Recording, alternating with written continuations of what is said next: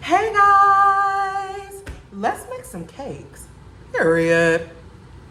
Welcome back to Yes Honey Pastries, where I show you how to easily and effortlessly bake, decorate, create elegant looking pastries. Today we're going to get into churros. So Taco Bell put out this new pastry product. They're churros and they're really, really good. Apparently everybody is raving about it. It's going viral right now on TikTok. So I want to try it. I wanted to show you guys how to make it. I want to actually show y'all how you can make it cost effectively. So we're going to cut down the cost, the price on it, and it's going to also make a huge batch. So that way you can save it, you can put it back in the air fryer, whatever you want to do with it. So we're going to try these churros. We're going to see what these content creators are saying about these churros, and then we're going to get into this kitchen on baking these churros. So let's get right into it. Period. Be a big bag, no. I don't wanna be a big bag no more. I'm not greedy, I just eat a lot. It's summertime and my bag's still big, I know. Don't wanna Still be, round, don't wanna be. still round. I don't wanna be a big bag no more. Taco Bell has just released new birthday cake churros with birthday cake frosting inside, topped with festive confetti sprinkles, just for $2.99. That sounds like a damn ad. Taco Bell, and we're trying their new birthday cake churros. Taco Bell and Milk Bar released the birthday cake churros, so let's try it. I'd like to try an order of your Milk Bar birthday cake churros. Okay, would you like the 1-pack or the 2-pack? The 2-pack. Thank you.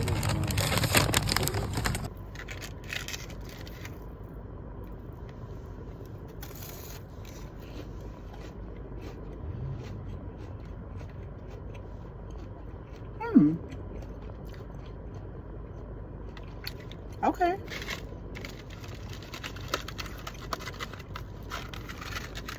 Well, okay. I tried those churros and I thought they were pretty good, but we're going to make these churros today and we're going to make it our own. So let's get right into it. We're going to start off by adding our 1 cup of water, 6 tablespoons of butter, 1 tablespoon of sugar, half a teaspoon of salt to a pot, and let it melt down and bring it to a bubbling boil.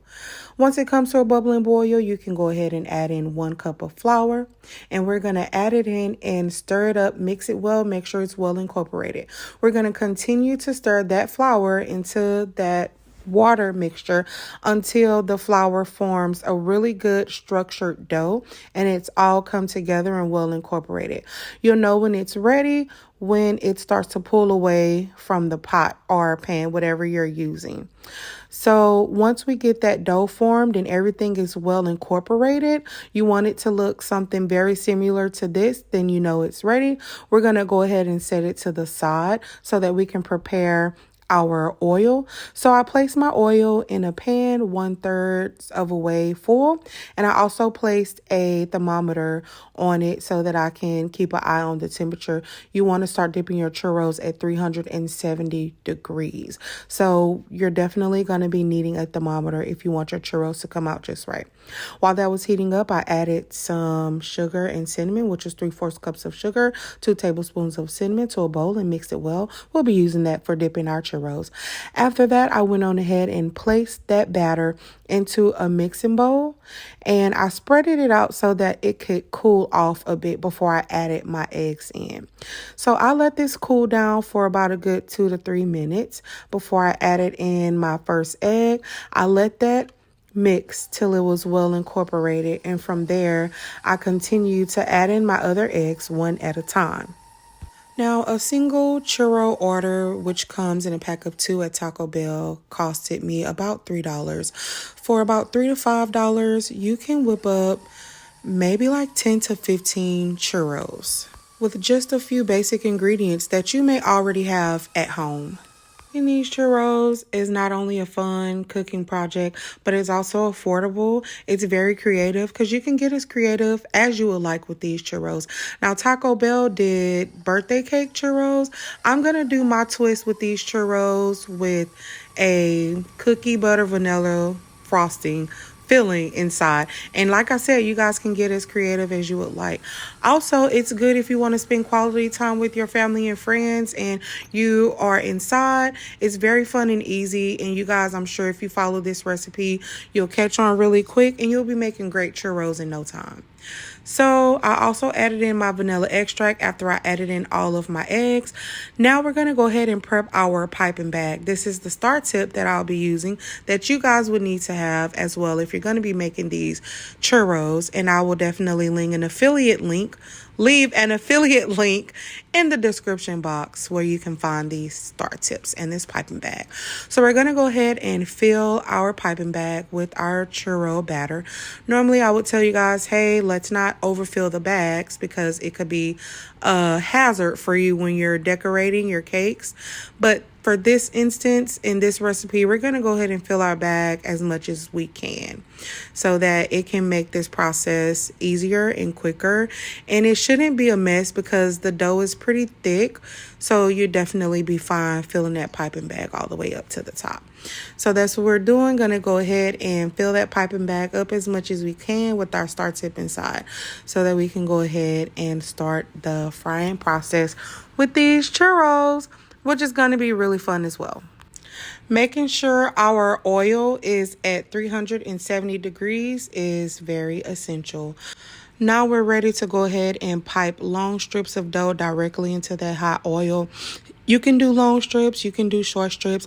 Make sure you have some scissors on hand so that you can kind of clip the dough off. That's the only way you'll be able to get it to safely release from that piping bag. I did a few short ones and I also did some long strips of dough, but I piped them directly into that heated oil. I wasn't really going for the perfect look of the churros, like the perfectly straight lines. So I just freely piped them into the hot oil, just like so.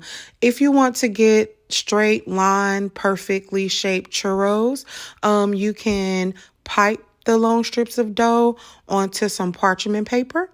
And then take that parchment paper and just place it directly into the heated oil along with the dough on top of it.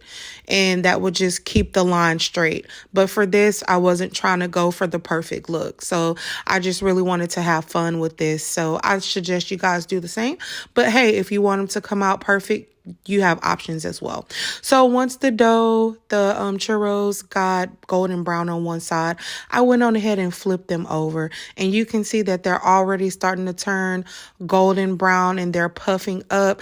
They just look so good and so beautiful. You don't want to overcook them. Once they get to that shade of a little darkened golden brown, you want to go ahead and remove them. And it only takes about a minute and a half on each side.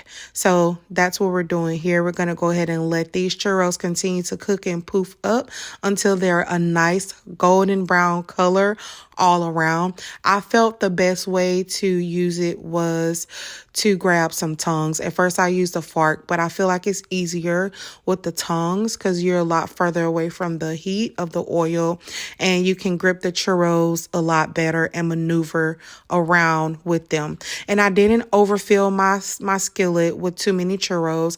Here I only placed 4 for this size. I could have put at least 5, maybe 6, but I felt it was safer to just put 4, just put a few at a time, give them some room to kind of cook so that they wouldn't be sticking together and I wouldn't be struggling. This was the best way for me, was to add about 4 at a time. So I think that this color right here is perfect. And once you get to this color, you can go ahead and start to remove your churros from the heat and place them on some parchment paper or maybe paper towel just to kind of drain off a little bit of that excess oil. And then we're going to go ahead and place it in our mixture of cinnamon and sugar.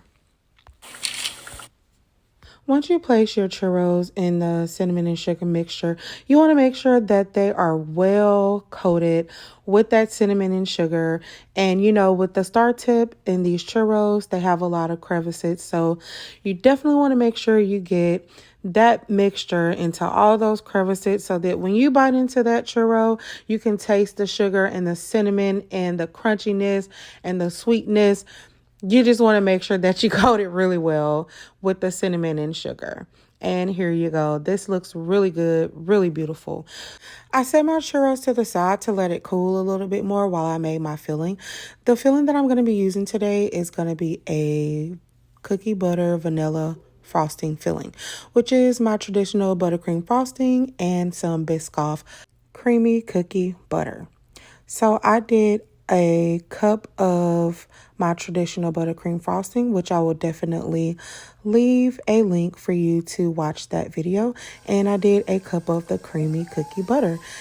I let both of those creams mix together until they were well incorporated with each other, and thus creating a very rich, creamy, and delicious vanilla cookie butter filling. Period. I did scrape down my bowl in the midst of the process just so I can make sure everything was well incorporated. And once that was done, I went on ahead and placed that also into another piping bag. Now, you guys don't have to fill this up to the top. Just put just enough in it to where you can manage. It's really up to you and what you're more comfortable with. All right, now it's time to go ahead and fill those churros. So when filling your churros, you want to make sure you get a bamboo stick with a small point on the top so that you can kind of open a little hole and put the filling inside so that it's not overlapping and going all over the place. I will be filling the churros on the top and the bottom. I did clip the top and the bottom of each end of the churro before I stuck that bamboo stick in it.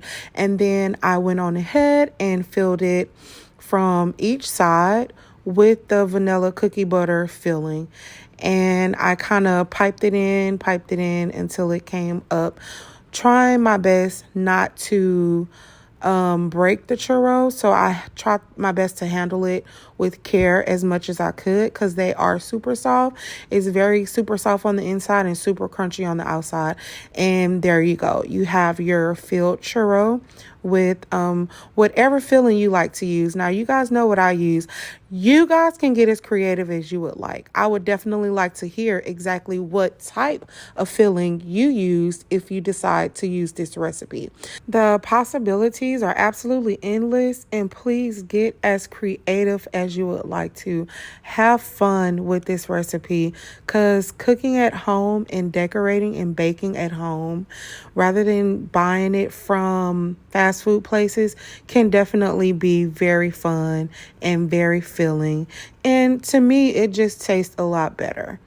So this is what I did. I filled both ends once again, trying my best to handle the churro with care so that I didn't break it, so that it still looked good. And there you are. Yes, and here you go.